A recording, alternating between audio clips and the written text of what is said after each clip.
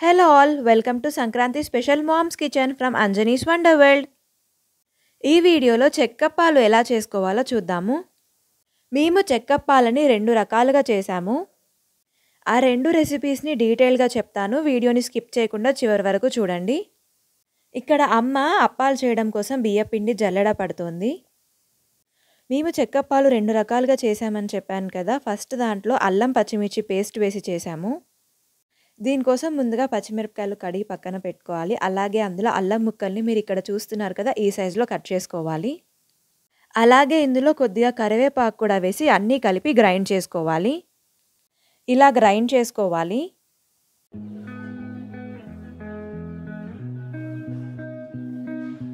Next ఇప్పుడు ఇందులో పల్లీలను కూడా కొద్దిగా కచ్చా పచ్చాగా గ్రైండ్ చేసి వేస్తున్నాము. ఇందాక గ్రైండ్ చేసిన అల్లం పచ్చిమిర్చి కరివేపాకు పేస్ట్ అలాగే కచ్చాపచ్చగా గ్రైండ్ చేసుకున్న పల్లీలని కూడా ఇందులో వేసుకోవాలి. 2 కిలోల బియ్యపిండికి ఒక 100 గ్రామ్స్ శనగపప్పుని ఒక గంట పాటు నానబెట్టుకోవాలి. ఆ నానబెట్టుకున్న శనగపప్పుని కూడా ఇప్పుడు ఇందులో వేస్తున్నాము. తర్వాత ఇందులో వేసినవన్నీ పూర్తిగా కలిసిపోయేలా కలుపుకోవాలి.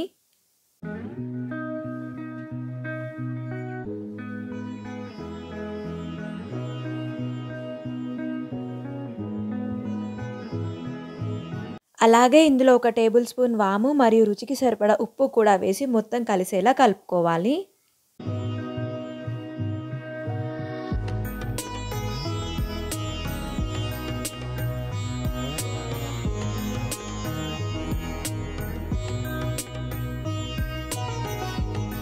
ఇందులో వేసినవన్నీ పూర్తిగా కలిసేంత వరకు కలుపుకున్న తర్వాత నెక్స్ట్ ఇప్పుడు ఇందులో కలపడం కోసం ఆయిల్ హీట్ చేసుకోవాలి.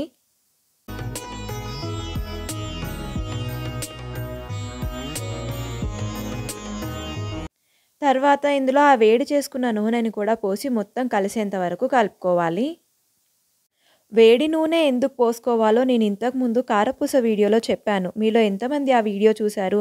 ఒకవేళ చూడకపోతే కింద డిస్క్రిప్షన్ బాక్స్లో లింక్ ఉంది, క్లిక్ చేసి వెళ్ళి చూడండి. కారపూస మాత్రమే కాదు, అరిసెలు కూడా ఎలా చేసుకోవాలో డీటెయిల్డ్ రెసిపీని నేను ఆల్రెడీ అప్లోడ్ చేశాను. ఆ వీడియో లింక్ కూడా కింద డిస్క్రిప్షన్ బాక్స్లో ఉంది, క్లిక్ చేసి వెళ్ళి చూడండి. సో అలా ఇందులో అల్లం పచ్చిమిర్చి కరివేపాకు పేస్ట్ అలాగే కచ్చాపచ్చాగా గ్రైండ్ చేసుకున్న పల్లీలు మరియు శనగపప్పు వేడి నూనె వేసి కలుపుకున్న తర్వాత ఇప్పుడు ఇందులో కొద్దిగా వేడి నీళ్ళు పోసుకుంటూ కలుపుకోవాలి.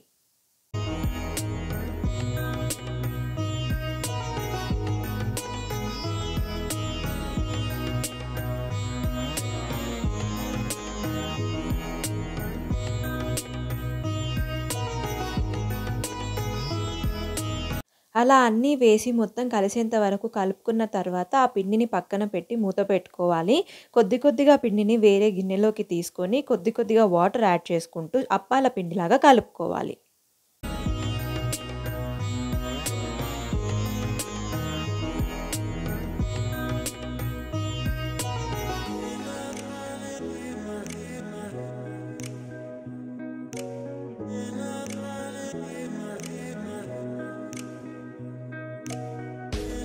మీరు ఇక్కడ చూస్తున్నారు కదా, ఈ కన్సిస్టెన్సీ వచ్చేంత వరకు వాటర్ యాడ్ చేసుకుంటూ పిండిని కలుపుకోవాలి.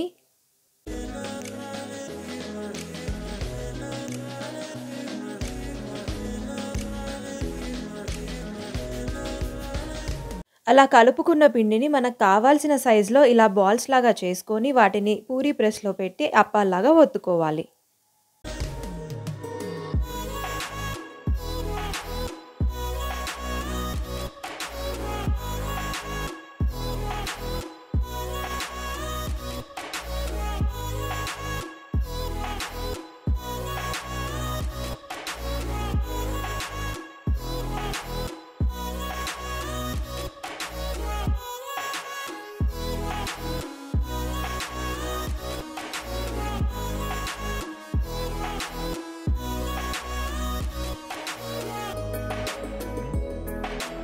ఇలా ప్రెస్ చేసుకున్న అప్పాలను కాగిన నూనెలో వేసి డీప్ ఫ్రై చేసుకోవాలి.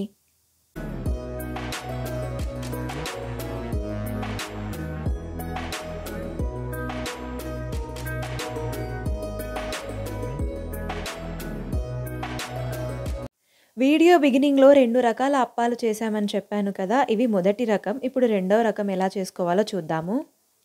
ఇందాక అవన్నీ కలిపి పక్కన పెట్టుకున్న పిండి ఉంది కదా! ఇప్పుడు అందులోంచి ఇంకొంచెం పిండి తీసుకొని ఇందులో రుచికి సరిపడా కారం వేసుకోవాలి.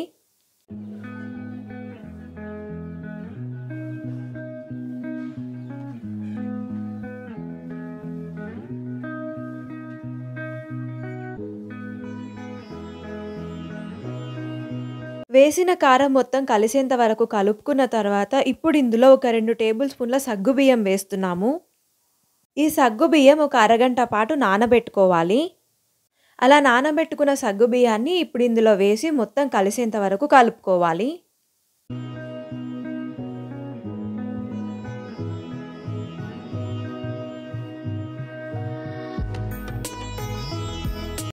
కారం మరియు సగ్గుబియ్యం కలుపుకున్న తర్వాత ఇందులో మళ్ళీ ఎప్పటిలాగే కొద్ది కొద్దిగా వాటర్ యాడ్ చేసుకుంటూ అప్పాల పిండిలాగా కలుపుకోవాలి.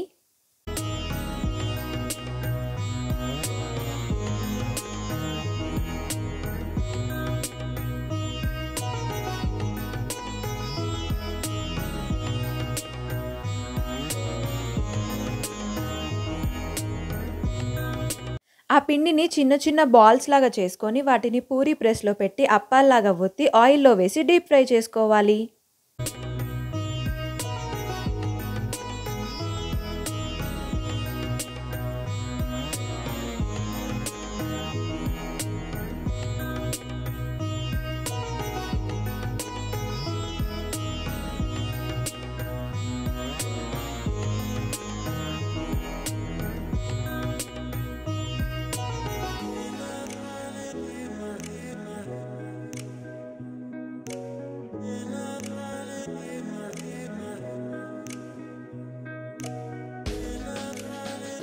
ఈ చెక్కప్పాలను అప్పాల ప్రెస్‌లో వేసి అప్పాల్లా ఒత్తుకోవడమే కాకుండా ఆ పిండిని చేత్తో ఒత్తుతూ చేతి చెక్కలు కూడా చేసుకోవచ్చు.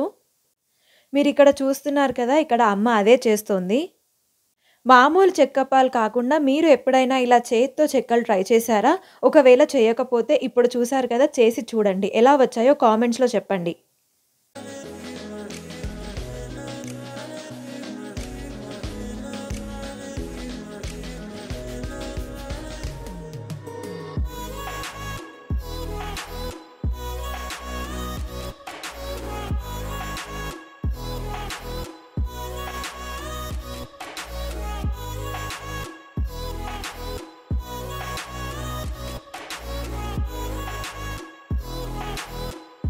Thank you for watching the video. Do like, share and